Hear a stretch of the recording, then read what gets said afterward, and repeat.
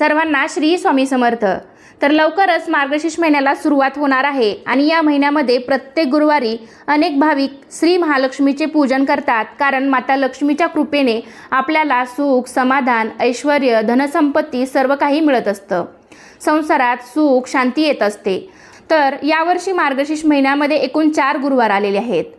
मार्गशीर्ष गुरुवारचं व्रत हे महिनाभर चालणार असतं आणि महिनाभर हे व्रत म्हणलं की स्त्रियांना मासिक पाळीचा प्रश्न असतो। जसे की मार्गशीर्ष गुरुवार पूजेवेळी मासिक पाळी आली तर पूजा कशी करावी, तर मासिक धर्म चालू असताना तुम्ही ही पूजा करू शकत नाही, तर तुम्हाला 4 दिवस पूर्ण झालेले असतील आणि गुरुवारच्या दिवशी 5वा दिवस असेल तर तुम्ही स्वच्छ अंघोळ करून डोक्यावरून पाणी घेऊन मग तुम्ही ही पूजा करू शकता।